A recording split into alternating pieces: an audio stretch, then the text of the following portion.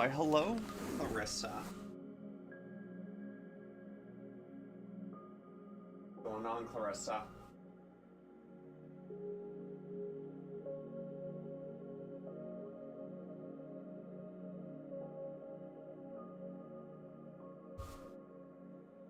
I'll do what doing? What doing, Clarissa?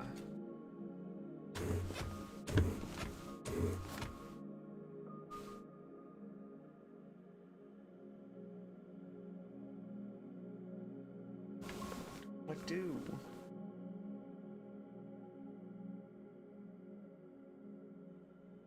Oh, apparently Clarissa just reached level 21.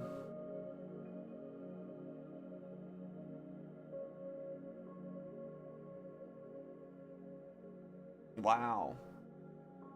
Clarissa, apparently you've watched a live for 437 hours, added 26,498 comments.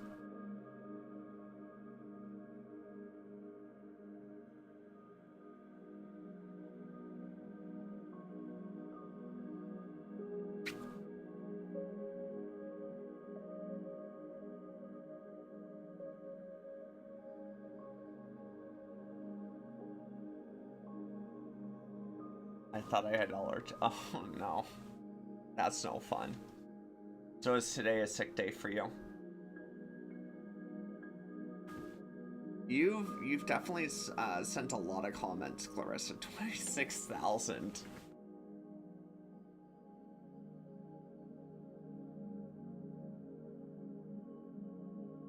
That is wild. I don't have work anyways. Oh, okay, so it worked out. Quite literally.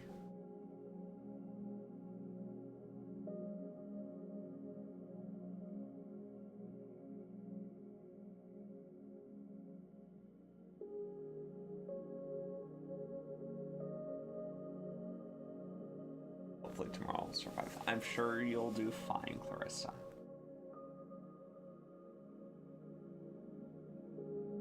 I normally take Dayquil for colds, and it helps a lot.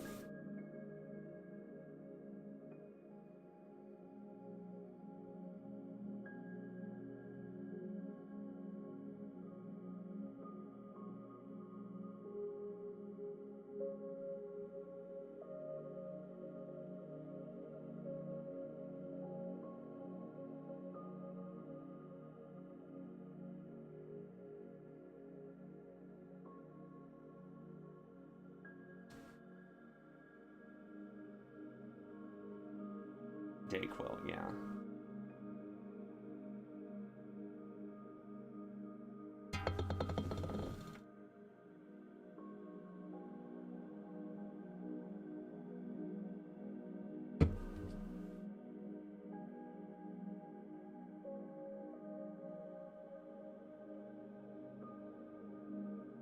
Was that a coffee can I heard? Yes, that was indeed a coffee can you heard.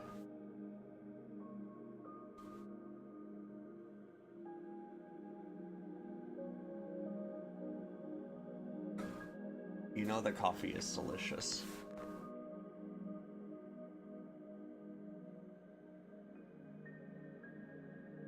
I know.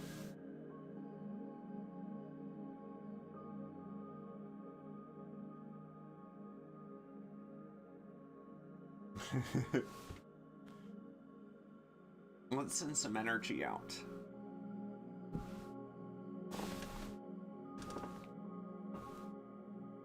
I was reading Acts today about Paul.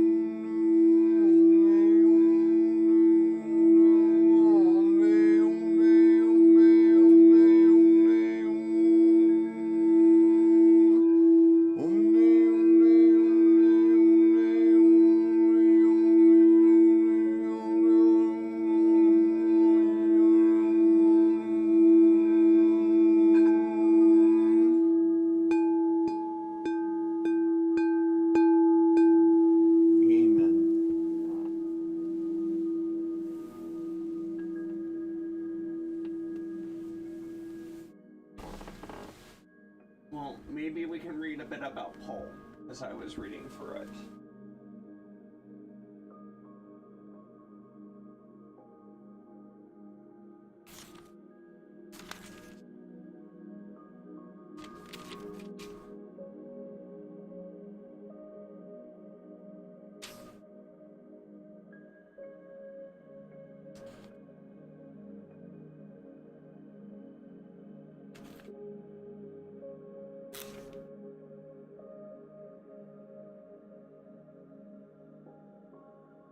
I like the one where it's the silversmith.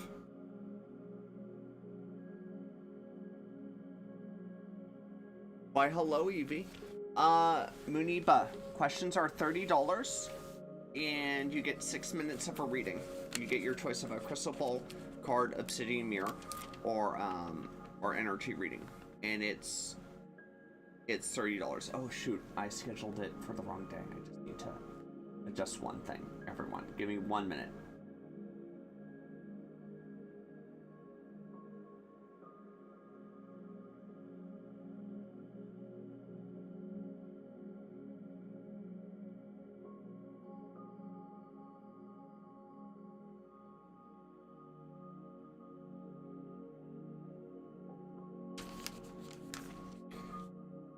There's a lot for Paul. Oh, good. Congratulations.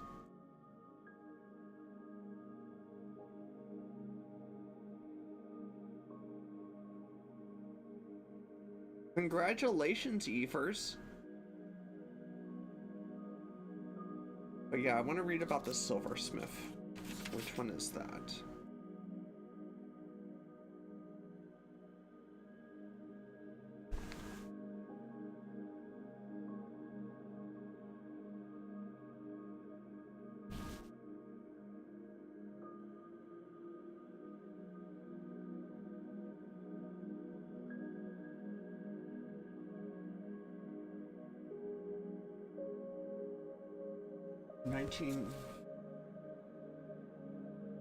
Full 19. Or Acts 19, sorry. I was a little too far ahead.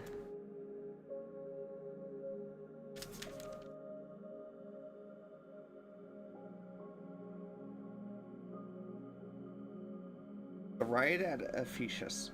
When these things were accomplished, Paul purposed in the Spirit, when he had passed through Macedonia and Achaia, to go to Jerusalem, saying, I have been there. I must also see Rome. So he sent into Macedonia 2 of those who ministered to him, Timothy and Erastus, but he himself stayed in Asia for a time.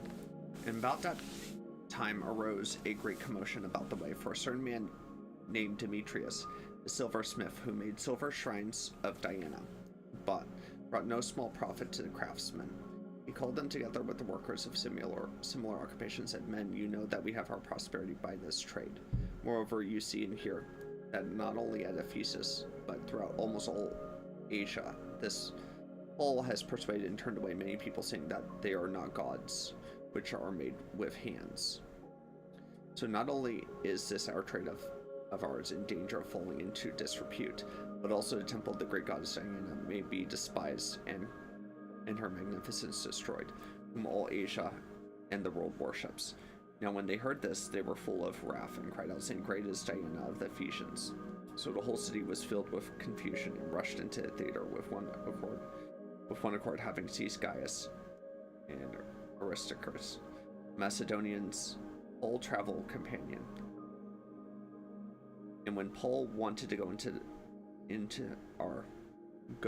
the people, the disciple would... One second. The disciples would not allow him. Then some of the officials of Asia, who were his friends, sent him pleading.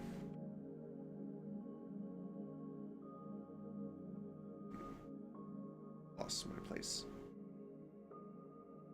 Sent him pleading that he would not venture into the theater. Some therefore cried one thing and some another, for the assembly was confused. And most of them did not know why they had come together, and they drew Alexander out of the multitude. The Jews, putting him forward, and Alexander motioned with his hand and wanted to make his defense to the people, but when they found out that he was a Jew, all with one voice cried out for about 2 hours, "Great is Diana of the Ephesians." And when the city clerk had quieted the crowd, he said, "Men of Ephesus, what man is there who does not know that the city of the Ephesians is temple guardian of the great goddess Diana, and of the image which fell down from Zeus? Therefore, since these things cannot be denied, you ought to be quiet and do nothing rashly. For you have brought these men who are neither robbers of temples nor blasphemers of your goddess. Therefore, if Demetrius and his fellow craftsmen have a case against anyone, the courts are open and there's a proconsulis. Let them bring charges against one another, but if you have any other inquiry make it shall. But if you have any other inquiry to make, it shall be determined in the lawful assembly, for we are in danger of being called in question for today's uproar, there being no reason which we may give to account for this disorderly gathering." And when he had said these things, he dismissed the assembly. I like that one for the story of the silversmith. I do keep coming kind of back to that one.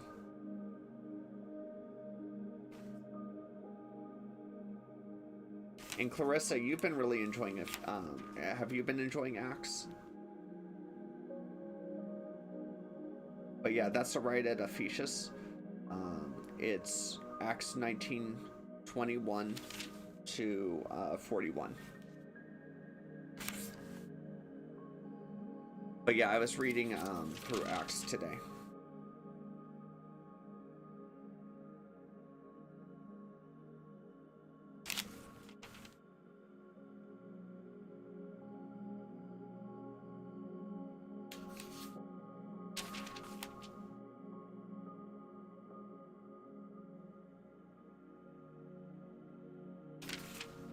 I also like the I think it was in Acts where basically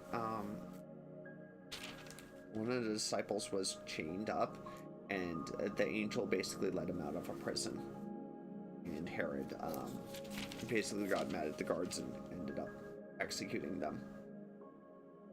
Was it Paul? I forget.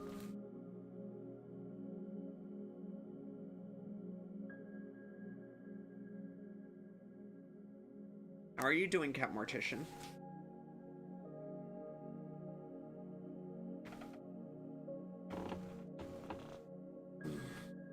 What is going on with you, Cat Mortician? Let me find the passage, because I want to read it.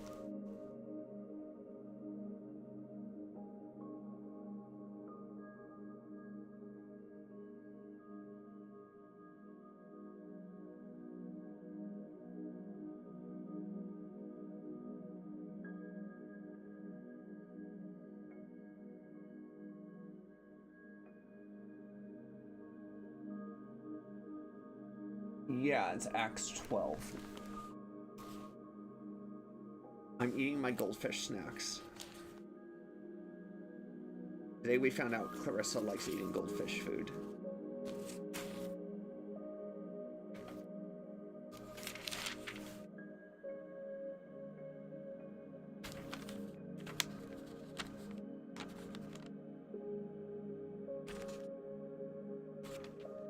Goldfish food.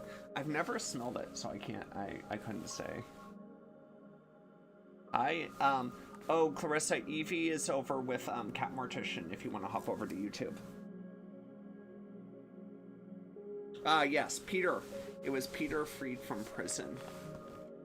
Peter was therefore kept in prison, but constant prayer was offered to God for him by the church. And when Herod was about to bring him out that night, Peter was sleeping bound with 2 chains between 2 soldiers, and the guards before the door were keeping the prison. Now behold, an angel of the Lord stood by him, and a light shone in the prison, and he struck Peter on the side and raised him up, saying, "Arise quickly," and his chains fell off his hands.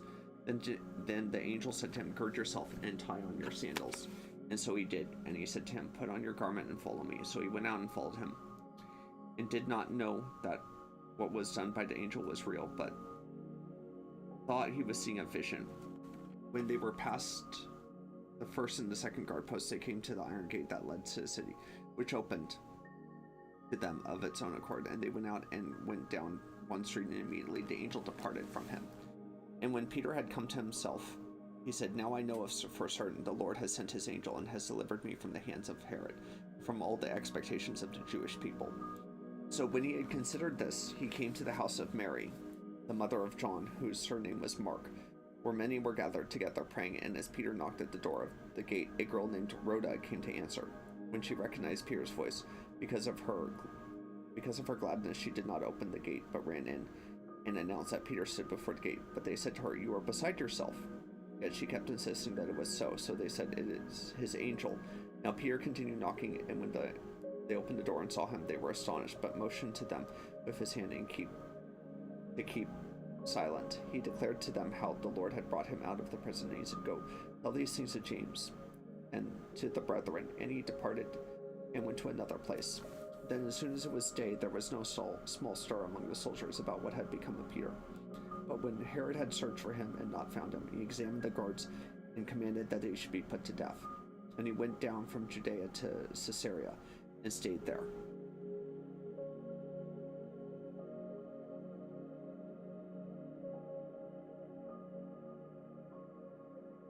I can't think of anyone named Herod that was in a position of power that was a good person in the Bible. You always hear about a person named Herod and how negative things happened to, or how the negative he committed.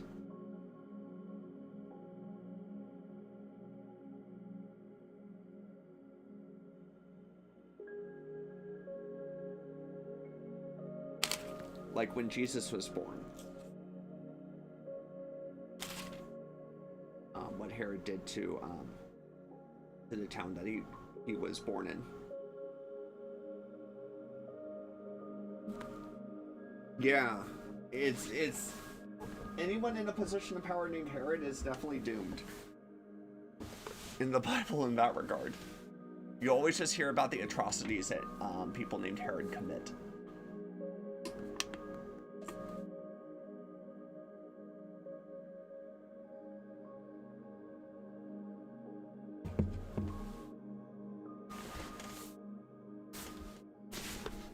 It's quite incredible. You would think that was kind of like a just like, you know, maybe they weren't all Herod, but rather they refer to them as Herod if they were like evil rulers. It would make more sense, because man, I can't think of a good ruler that was named Herod in the Bible.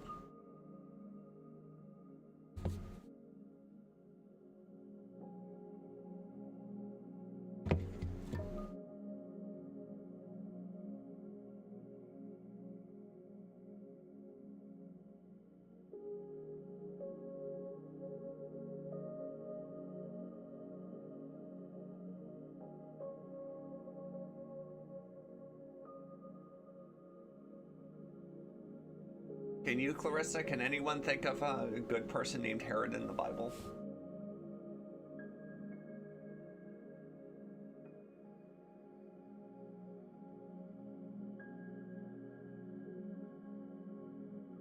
No.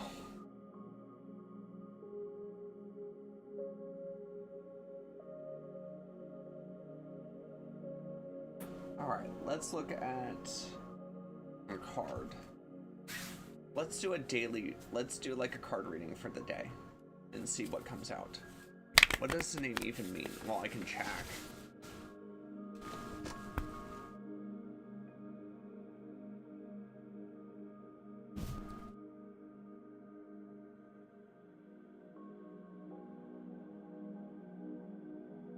The name of Herod has multiple meanings, including son of a hero or like a hero. It can also refer to a king, ruler, or member of the Herodian dynasty.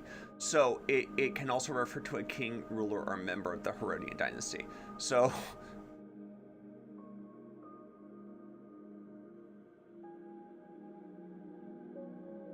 it basically means hero's song, or song of the hero.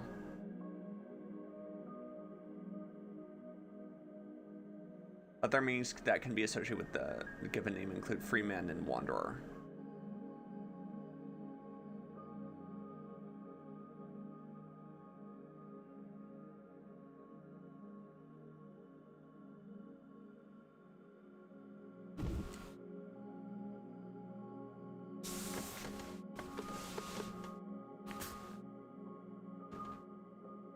They did not live up to that name. No, no, they did not.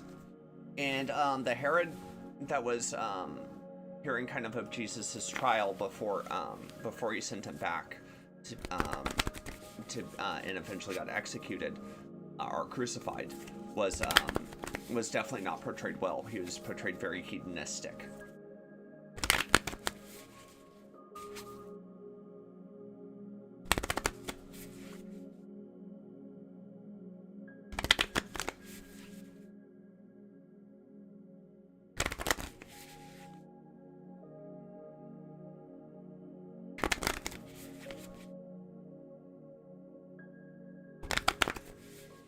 In Passion of the Christ, I'm referring to.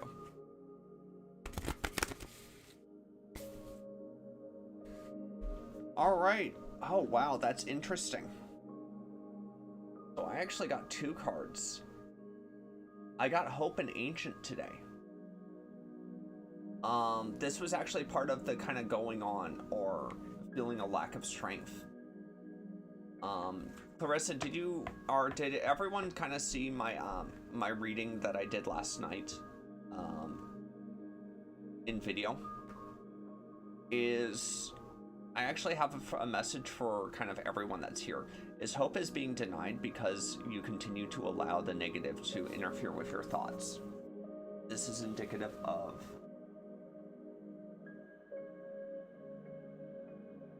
everyone kind of accepting in that negative energy, which is causing that loss of hope. So if you've been struggling with hope or struggling to stay positive, you might want a removal or a cleansing of some kind, because this is usually indicative of holding on to a significant amount of negative energy, which is causing you to lose hope. And then I'll show this to the TikTok side. So, and then I actually posted that video, and then it came up again. Hope and Ancient. I forget if those were the first 2 that I actually got.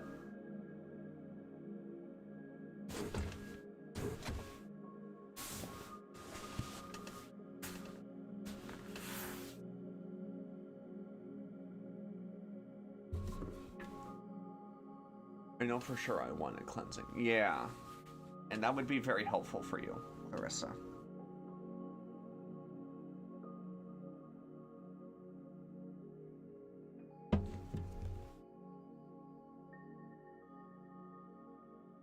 Yes, yes. It would be very helpful.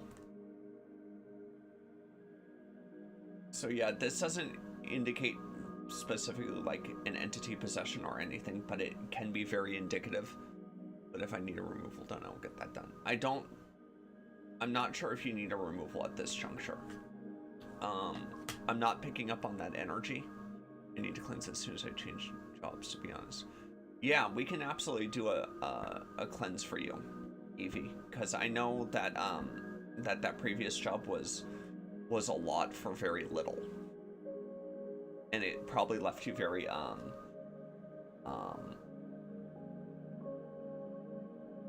what's the word? It's not disenfranchised, but very downtrodden, or like kind of just this low energy, downcast.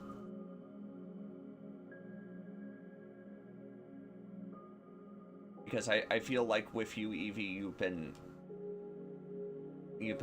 definitely been kind of stubbornly refusing to give into that energy, but it definitely has kind of built up on you for a while. And that's actually a good form of stubbornness, because you were refusing to kind of give into that energy. But I feel like it keeps your guard up like 24/7, which makes you want to, which doesn't help you to relax specifically. So that change in jobs will, after that, we definitely need to kind of get your energy cleared so you can lower your guard and not feel as so high strung. Yeah, exactly. Well, that's probably also the caffeine, because I'm sure you drink like copious amounts of caffeine too to maintain that level of work.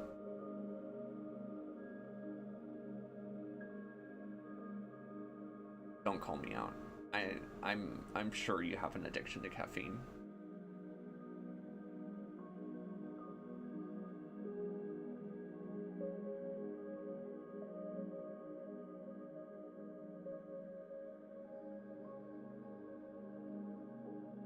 I can feel it on you. It feels like, yeah, your energy always feels like it's being supplemented by exterior sources. And we're not talking crystals.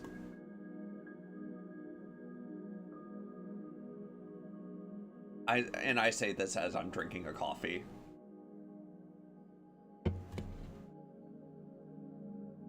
But I also need you to keep in mind that I'm not admonishing you for it. I'm just stating what it is, or how it is.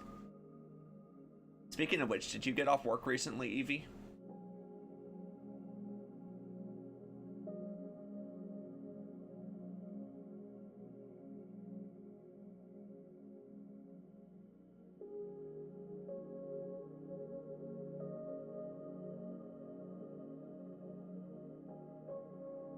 Left at 6:30 p.m. Okay, so that was like 2.5 hours ago, give or take.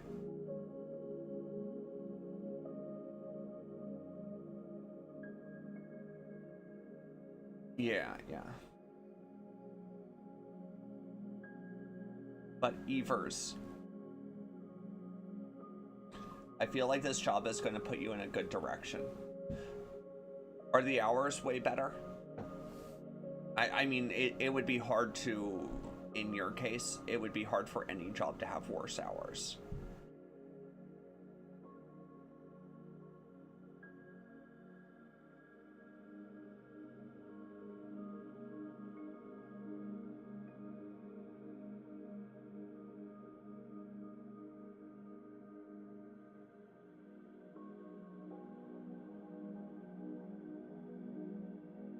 And it's an actual nursing job, so to speak. Yeah, I get you.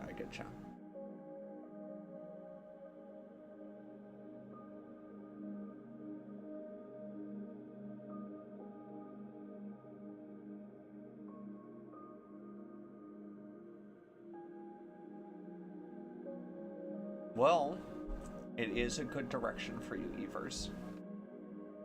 It is a very good direction for you. I'm waiting for their confirmation tomorrow. Just got the proposal today. I hope everything goes well.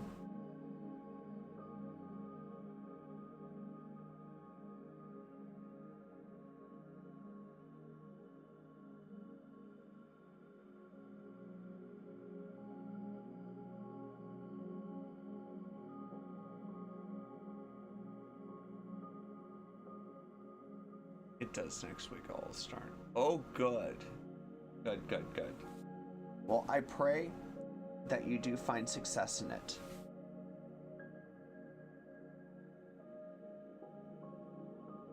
I pray that you find success with this job and you get to rest.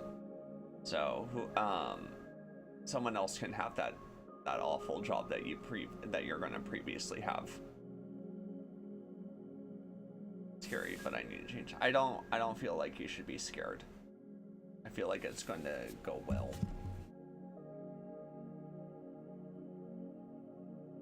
I feel a lot of success will come from it.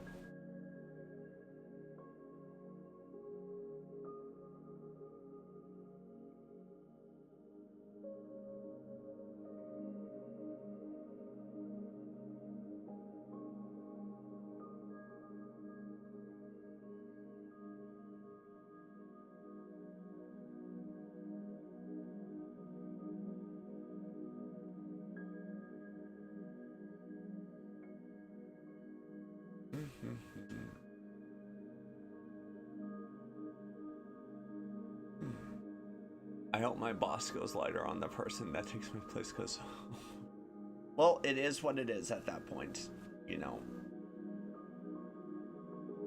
But I don't think your boss is going to very much change, but it's also going to be very hard for them to find someone that's willing to put in the type of energy that you did. So it could get to the point where they're forced to. As the energy of where you used to work was definitely very much kind of a vampiric energy, if you will.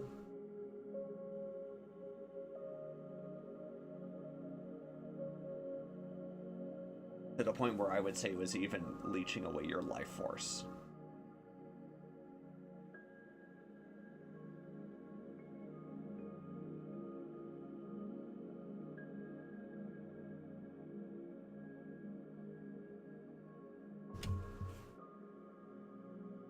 I honestly described it like that. Yeah, yeah.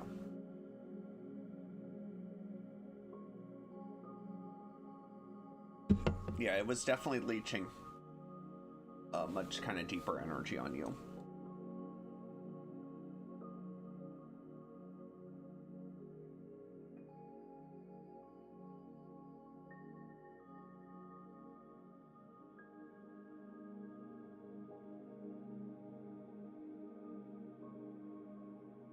I'm sure it was like emotionally draining, mentally draining, energetically draining, physically draining.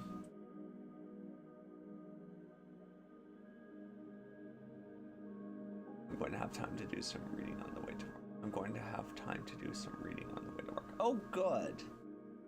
Good, good, good.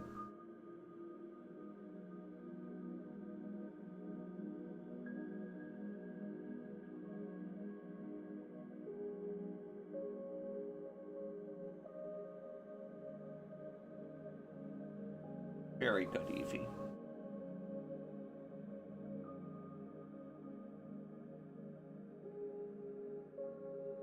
It's a bit far from my house, but I feel like it will be lovely. I like the train ride. Oh, good, good. About how far is your place of work from your house? Oh, music stopped.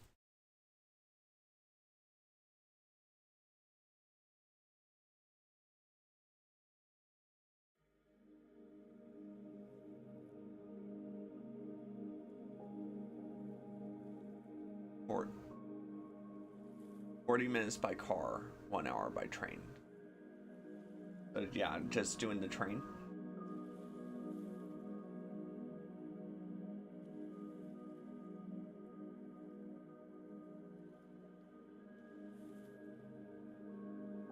But let me ask you this though, Evie. If you include travel time, would it overall be more hours or less hours spent working if travel time is included as work?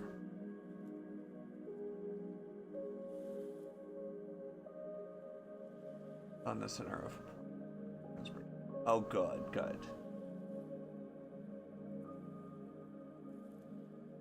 It will still actually be less. That's incredible.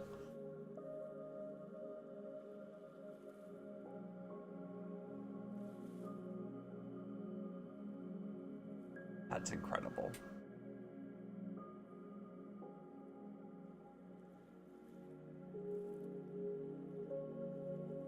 But yeah, there's going to be hope for you, Evie. As give or take, I do like 3 shifts per week. Okay, gotcha. There is going to be hope for you, Evie. And Clarissa, there's going to be hope for you. Cat Mortician, I feel like with you, you need to put a bit more effort in for that hope to kind of start shining through for you. I feel like you're not putting in that effort that you need to for hope to come in. You're still giving into this. You just tend to hide it. You're still giving into the ancient energy. Where Clarissa and Evie they're breaking through with that hope. They can see the light at the end of the tunnel. Where for you, I feel, Cat Mortician, you do not yet. You're someone who continues to you're not what I would describe as a woe is me mentality, but you're someone who just kind of stands still and lets the world pass you by. Basically, you have a hard time adapting to situations, Cat Mortician. And that's one of your biggest hangups, and why you have trouble finding success is because when you're overwhelmed, you're someone of inaction rather than action.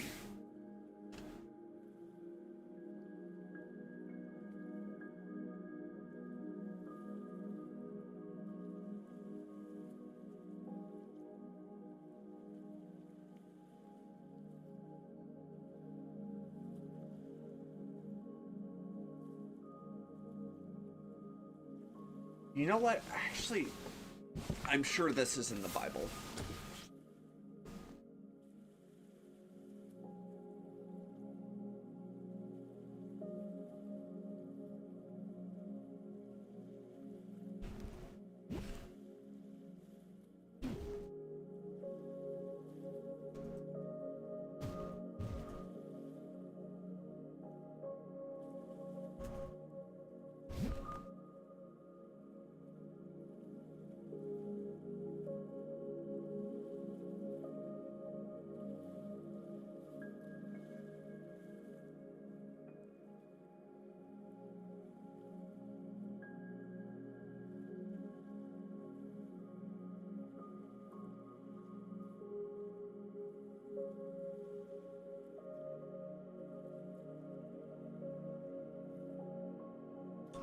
Yeah, that's the one I wanted.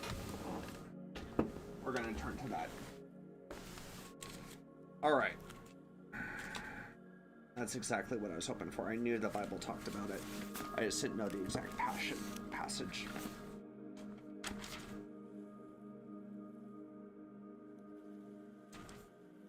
This is something all of you can live by. And I have talked about this with you, Clarissa, before, but I'm more going to speak on the passage. You might understand it right away.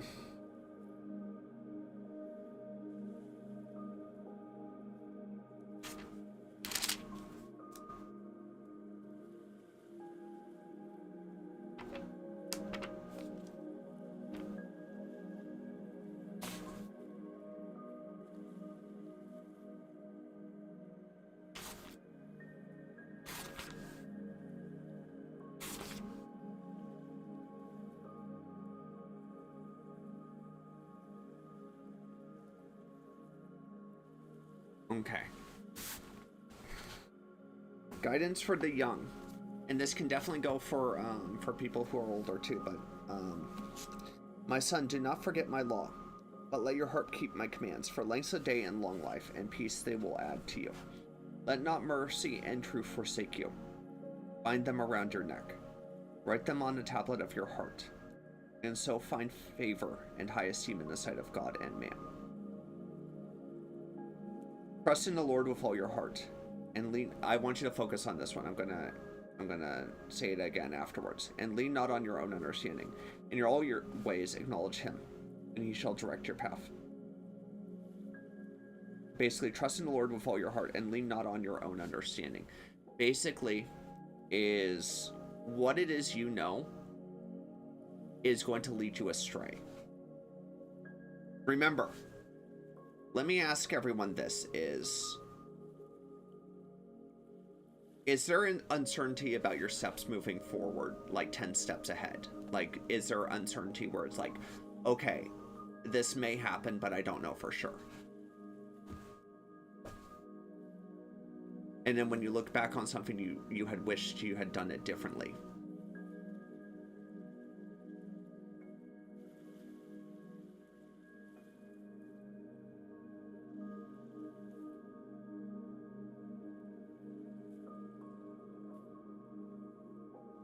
And then I'm hoping for a response from this.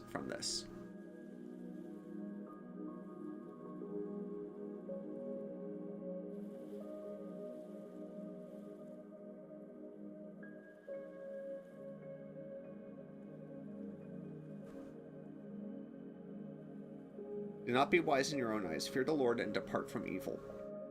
It will be health to your flesh. My apologies. Can you repeat that? Basically, what I'm saying is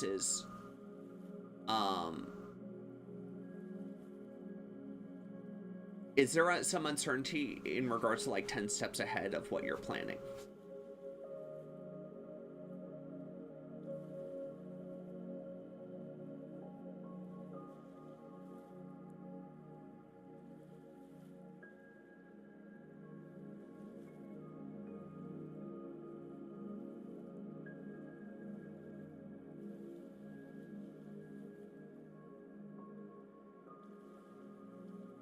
Yes. So, and then you've looked back and then you've regretted situations that you wish you had done differently, correct?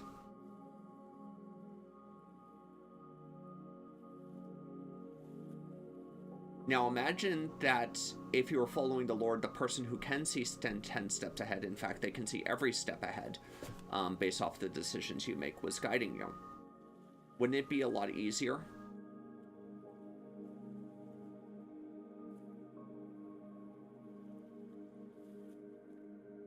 So instead of trusting your own wisdom, you trust in the Lord, because your wisdom will fail you. You know, there's times where my life would have turned out so much differently if I had listened. Yes. So there's too many times, and this is very prevalent today, especially with a lot of people who think they know best just because they studied a lot of different things. Is your wisdom will ultimately always fail you in the face of God. Your wisdom will always fail you. And you shouldn't just solely rely on it. Granted, it's good to have wisdom. It's good to be studied. It's good to have an education and whatnot. But if you let pride lead you based off of your wisdom, you're going to be sorely, it's going to it's going to knock you down. Because I've noticed a lot of times is there's a lot of pride behind that, which then leads people astray. Yes. Basically, the idea of being a know-it-all will always, your pride ends up slapping you in the face as a result of that, metaphorically speaking. So it's not saying to just trust your wisdom and then to ignore God in that regard.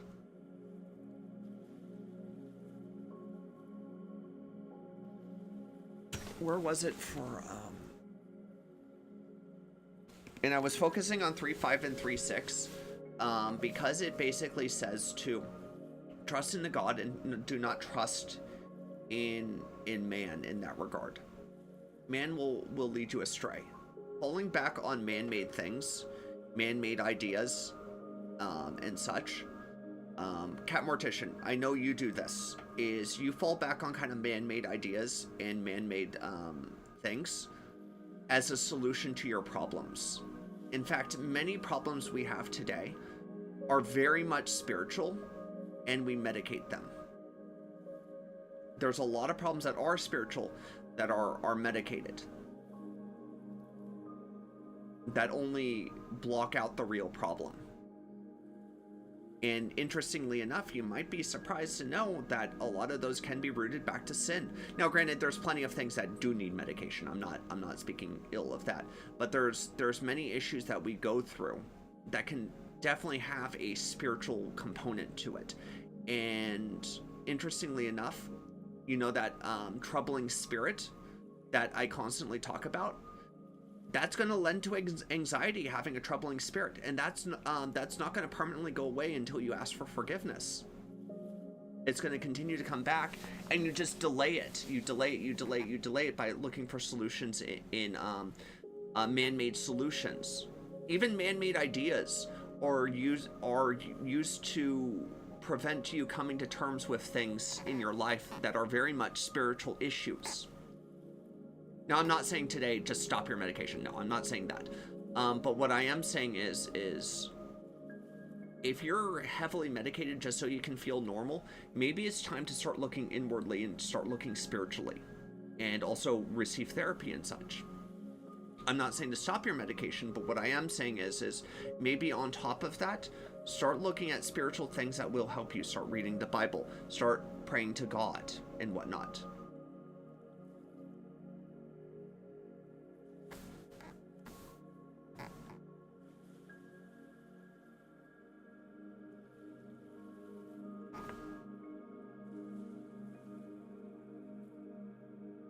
A lot of people would be surprised how much your depression can be alleviated as you truly start to confess your sins. You're going to feel those weights lift off of you. That depression you feel, that sadness, that feelings of not being able to go on, that feelings of... that's all just weight that you have carried from sins or sins that have been committed against you. And God wants to help to remove those burdens, to remove those energies, but if you keep distancing yourself from Him, you're refusing His help. He's not just going to say, okay, well, I'm going to help you anyways. You would be pretty offended if someone said, oh, this is bad for you. This person you're dating is bad for you, and they went behind your back to break you up. You would be pretty pissed, wouldn't you, if someone did that? So this is why God doesn't lift those burdens from you, because you're the one refusing them. It's ultimately your free will, and you have to come closer to God and ask for that help. He knows what you need, but you have to be open to asking for it. He doesn't want to force himself on you. God does not want to force himself on you. This is why he gave you free will. This is why he gave you the option to choose. But with that option to choose does come prices as a result of that freedom. Freedom always has a price. There's always going to be bad people that do bad things and whatnot. That is led by Satan. It happens. That's the unfortunate price of freedom, is there will be people who do bad things.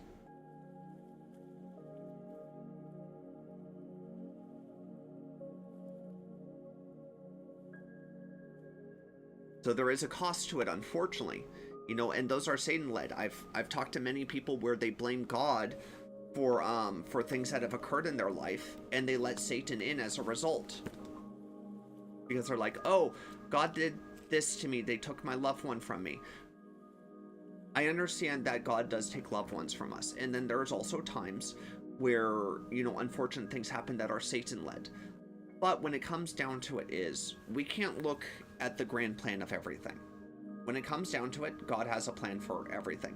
And for us to blame God for something that is but a blink in time for God, you got to keep in mind, 1,000 years is a day for God. Imagine how fast our life goes by for God.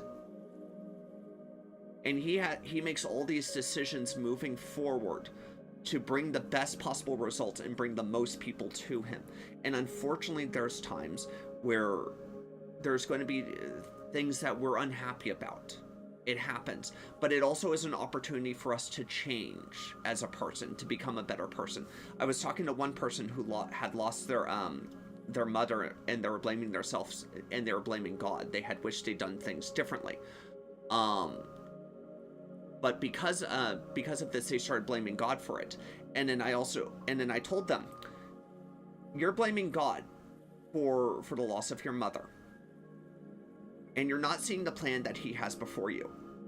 So obviously this is a deeper issue that you weren't noticing, that would not have come to the surface if you hadn't gone through this, lost your mother, and then come and talk to me as a result of it. Because you were blaming God even before this. This was a problem even before losing your mother. And this would not have been revealed had something maybe tragic hadn't happened. And although it wasn't that God was taking that person for the sake of revealing that, but rather it helped to reveal it, it was taking a negative situation and taking something positive from it. I can't speak for God on why he took her mother, but it did happen and whatnot. So we spend too much time blaming God for the negative things that happen in our life, when we also have to understand that we do make bad decisions at times, or there's unfortunate things where other people make bad decisions and they follow the word of Satan and they do bad things. But we can't blame God for the acts of Satan either.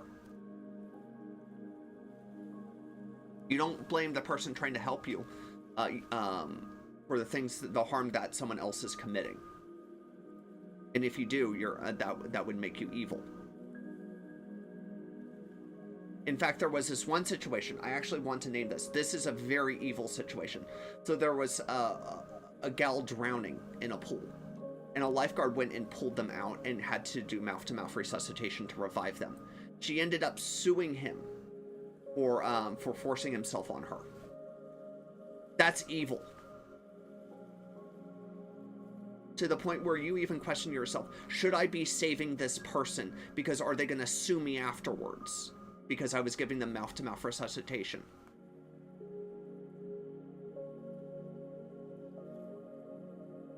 People have to understand that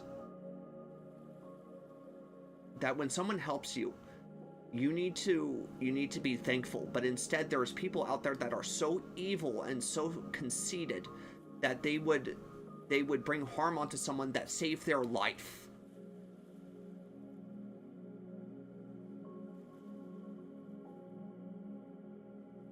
So you have to understand there is a lot of evil in the world, you know? There is a lot of evil, but we have to do our best to navigate it, and we can't blame God for the evil that man commits, because ultimately it was their choice to engage in sin. God has everything laid out on what you need to follow to not be evil. He has everything laid out in the Bible. It's very clear. And if we choose to not follow it, that is the act of giving into Satan. And that is not something you can blame God for. Granted, and remember, if bad things happen to you, that was also an act of Satan. God gave man free will, and unfortunately there comes a price with that when people are filled with sin. God does not want robots to follow him. He wants the people who truly want to be near him to be near him.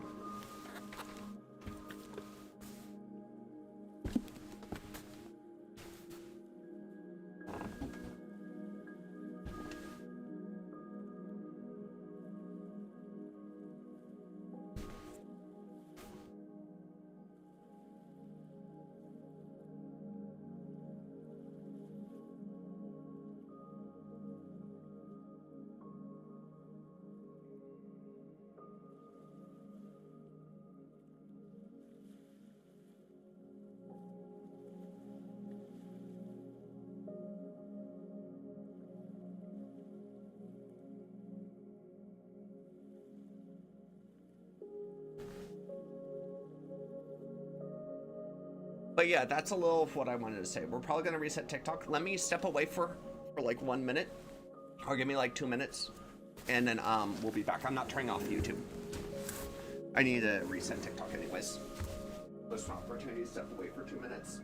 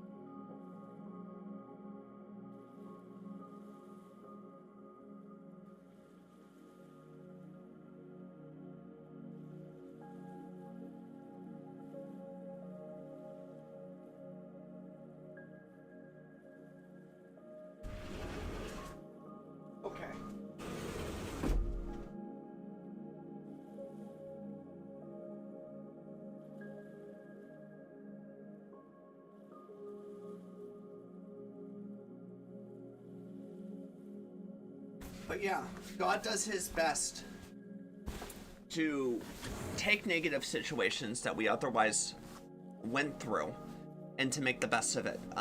There was this story of a woman who had a heinous thing done to her, and she ended up having the child anyways. So you probably can guess what it was. This kid that was born ultimately ended up going on to become a pastor and made it his life mission to help those who were victims of said heinous crime. So although something very negative happened to that lady that ended up having to carry that child, she brought him into this world And he became someone who was able to help many victims of that.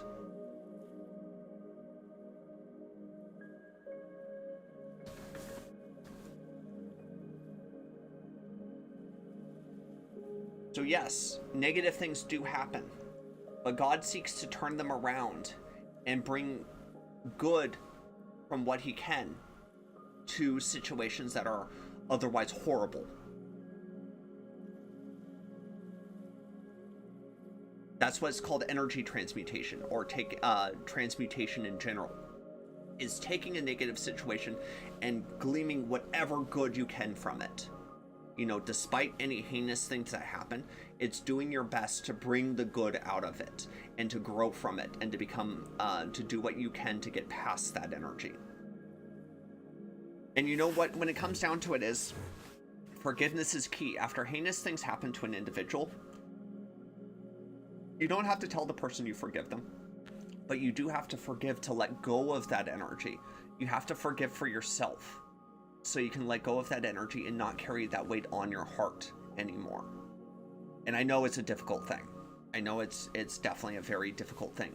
But if you holding hatred in your heart only serves to keep you locked in that cycle of depression and sadness, not being able to get past it.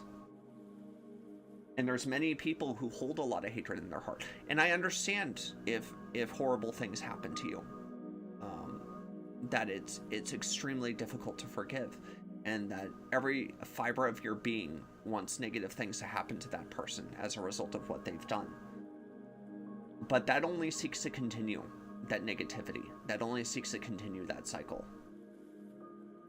And at some point we do have to let go of that anger, that animosity, that hatred.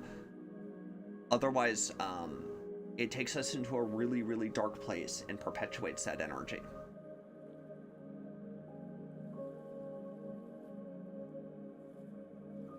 And I'm sure all of you have had some situation where you hold a lot of anger or hatred towards someone as a result of you know, situations that have arisen from it. Whatever it may be. It may be something simple, or it may be something much deeper than that.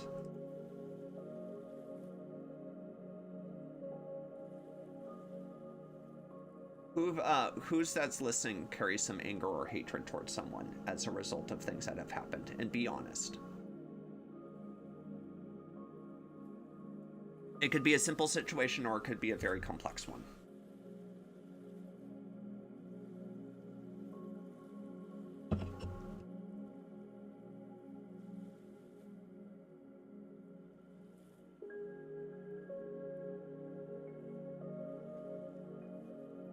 Cat Mortician, I do as well. Okay.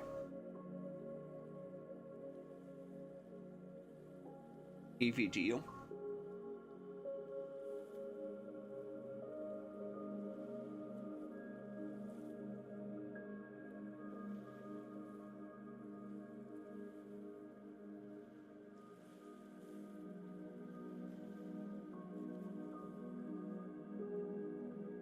I don't know if Evie's still here.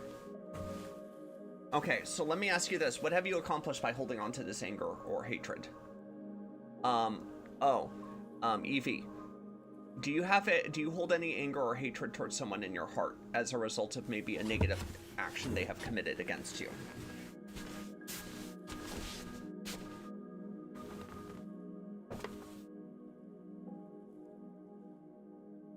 And welcome everyone that's coming in on TikTok. We're on YouTube also.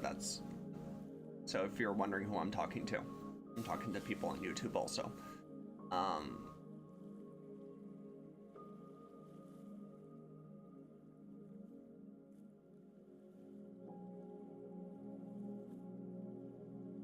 Oh yes, definitely. And it's something I really don't like that I'm holding. Okay. And then let me ask everyone this. Has anything good come from holding on to that anger or that hatred? Can you name one good thing that has come from it?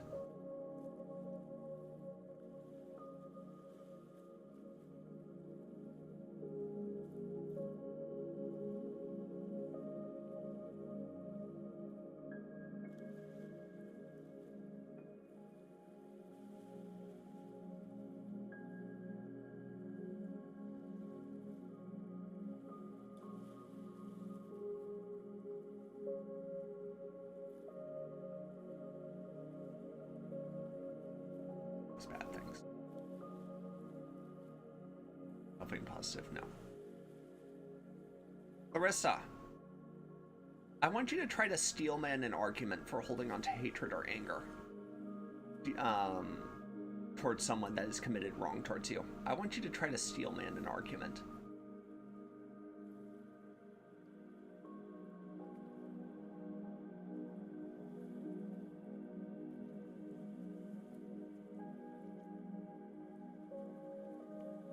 Do you know what steelmanning is?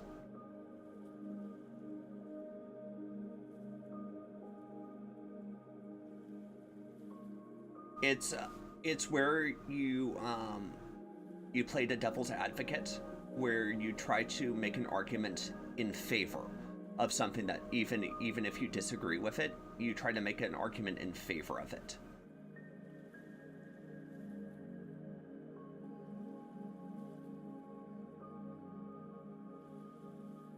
So I want you, Clarissa, to try to steelman an argument with me right now on why you should hold on to anger and hatred. Discard kind of like, you know, your normal way of thinking and try to steelman an argument for me. And I want to see if we can have a discussion. And if Evie and Cat Mortician, if you want to do this, you can do this too.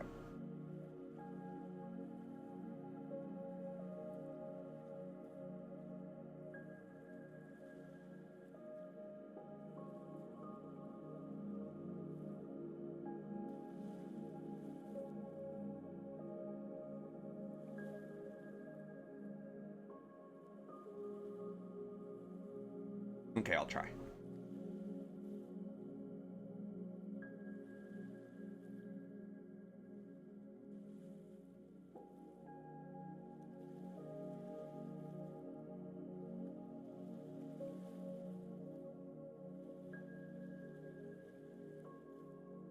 All right, Evie and Cat try too, please.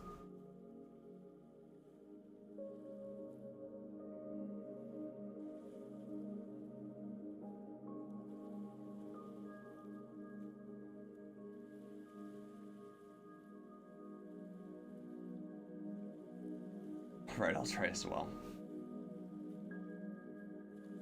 But I would say one argument for someone who is consumed by hatred and anger is they want to bring about karma that this individual deserves. That holding on to that anger and that hatred would allow them to put magic at them so that they can bring about the karma. So just to give an example. They want to bring about that karma and get what they deserve to balance things. And then so my response to that would be essentially is you are committing you're committing a negative act to bring about a negative act. You're acting like you know what wrong should be committed to them. You're trying to step in front of karma from taking the actions, and you're trying to force a certain situation as a result because you can't let go of that anger and that hatred. Something like that would be an example of a steel man, where they say, oh, well, I want them to get what they deserve. Well, they'll get that, but it's not your place to decide how that occurs or when it occurs, unfortunately.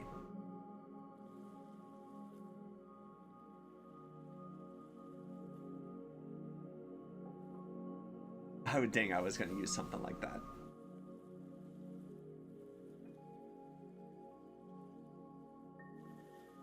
So that's acting like an arbiter. That's actually stepping in front of God. I had my whole speech prepared. Well, give your speech. But that's also stepping in front of kind of God in that regard. And feeling as if you know best. But I want you to give your side of it, Clarissa, in that regard. So go ahead and try that.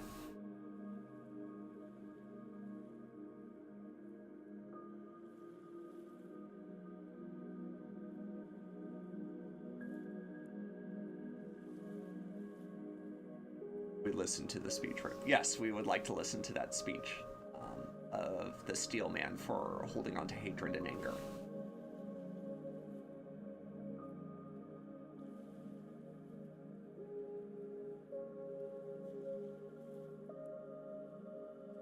In fact, you can rebuff what I just said, Clarissa. What would be a rebuttal to the idea of me saying karma, that you shouldn't step in front of karma? What would be your rebuttal to it?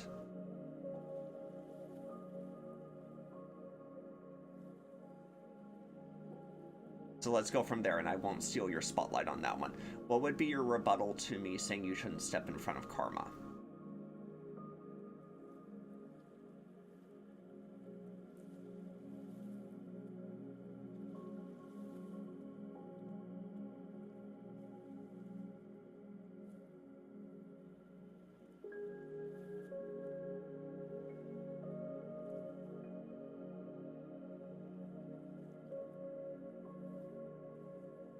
I'm trying to help you to also steelman your arguments against arguments such as this. So I felt like this little exercise would be good.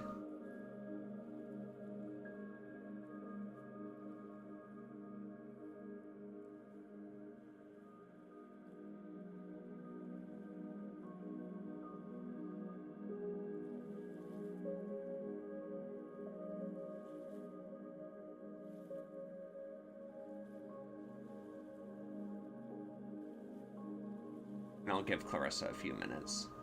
I'm sure she's thinking it through.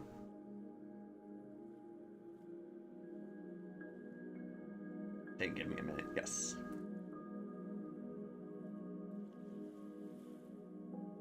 And believe me, there is people that will make arguments out there in regards to that. But it's good to practice steelmanning, Clarissa, so that way you can kind of also solidify your arguments against them.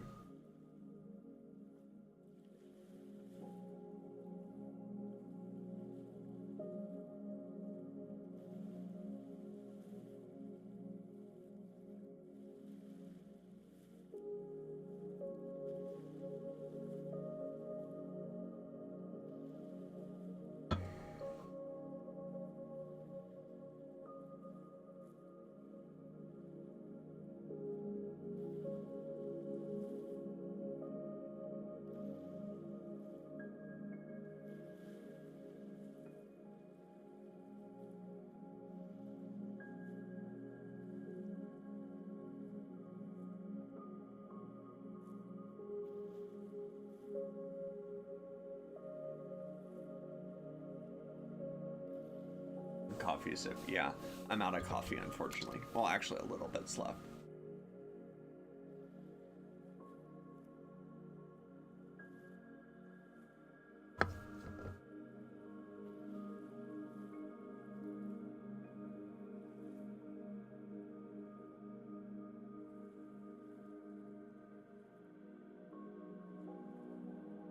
And we'll see what Clarissa comes up with.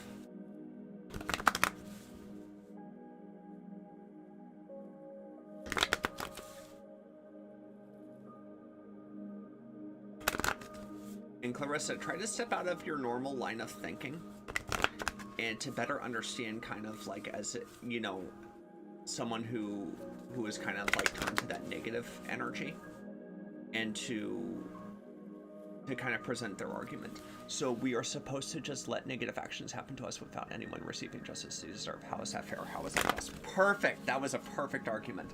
All right, so let me ask you this. If you believe that someone is supposed to receive karma, correct?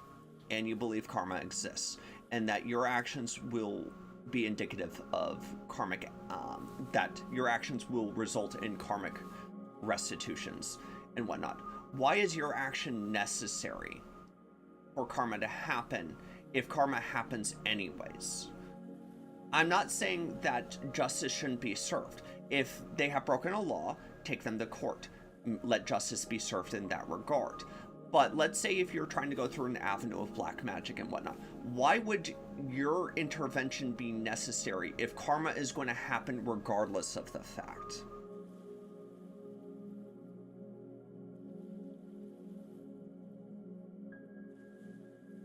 I don't want to feel like a weak person just letting it slide.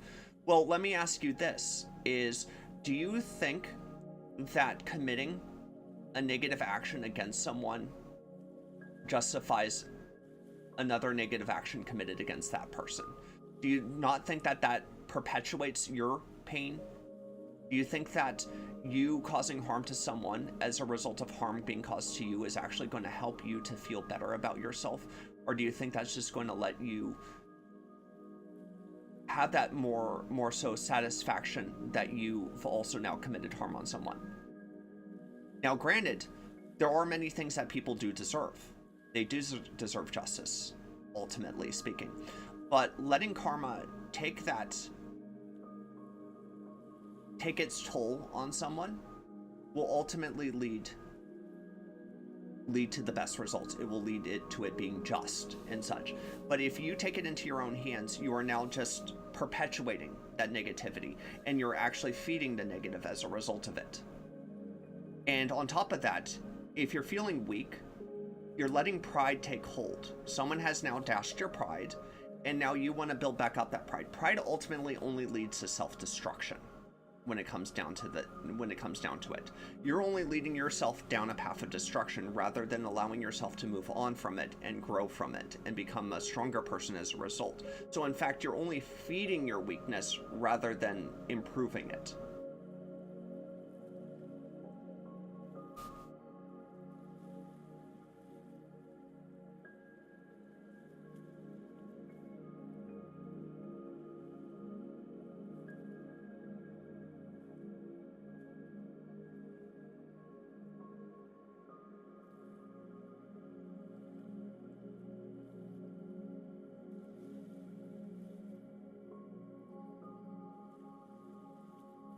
I disagree, homie.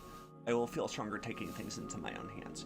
You'll feel stronger taking things into your own hands. Yes, but you're also going to perpetuate your pain. Your pain is not going to go away with taking justice into your own hands. And you're only going to perpetuate your suffering. So as a result of that, you're never going to truly grow from that. So yes, you'll feel stronger for a time and whatnot. You'll feel peace for a time. But that peace will soon be shattered, because when you perpetuate that energy, it tends to attract similar energy to you. After justice is served, buddy. I'll deal with that after justice is served, buddy. Ultimately speaking, it's your own path to choose. But I want you to reflect back on this conversation further down the road, when you start attracting similar energy in, and remind yourself of your argument that you had with me into the future. You know, you may not see it today. You may not see it tomorrow. You may not see it next year. But ultimately speaking, when I want you to remember this conversation when things are going against you, because ultimately speaking, it only leads to self-destruction. And you may feel that peace for a time, but you'll continue to feel this aching sensation in you where things just feel off, things don't feel right. And in fact, you know, more negative things are brought upon you. So I pray that you do find peace with all of this, but the road you are taking is ultimately going to lead to that destruction of the self.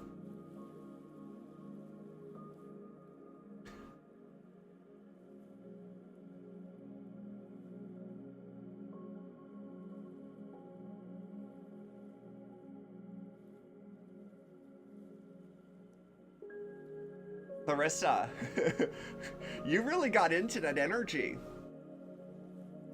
You're a completely different person, but do you see how icky that energy is?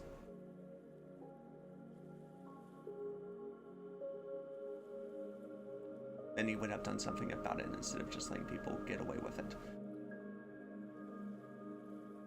If God cares about me, then would have done something about it instead of just letting people get away with it. You're referring to that in a way where you're not seeing that justice is ultimately going to be served. You're acting like you know better, and you're acting like you're someone who knows that 10 steps ahead, when in fact you don't know anything. You only know the moment. You only know the situation that is currently in front of you. Justice does happen, but it doesn't happen on our timeline. If court is necessary, take them to court. If court is not going to do anything, at this point you have to disengage and let it be. Otherwise, you're just going to commit another negative. This is how I used to talk. Yes. So you were able to kind of see how that is and how people can get stuck in that mindset of revenge, of wanting to commit harm because of harm. It never actually gets you anywhere, and it makes you feel in fact, it's more often than not, yes, justice does need to be served if a crime was committed, but more often than not, it's hurt ego and pride in many situations. We're not talking about like the heinous crimes. If crimes were committed, take them to court. But we're talking about other things, other situations. Like maybe someone wronged you. Maybe someone broke up with you. Maybe someone didn't, give you that love and attention, or they used you in a way. Unfortunately, things like that happen. But it does dive into much more prideful and egotistical behavior. It is a horrible cycle, and ultimately just leads you into attracting that similar energy into your life. And people can't see outside of themselves and actually see what's kind of in front of them, because they're so wrapped up in themselves in that way.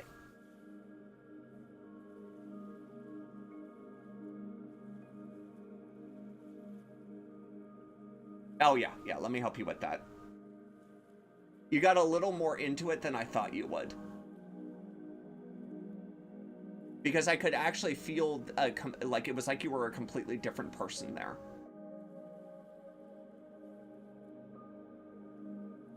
But do you see how much different you are from that Clarissa now? That was actually a good opportunity to feel that kind of difference between you then and you now. 3, 2, 1, you're disconnected. But you see that stark difference in your energy. Oh, I gotta take this call. This was a perfect conversation. Incoming team chat request.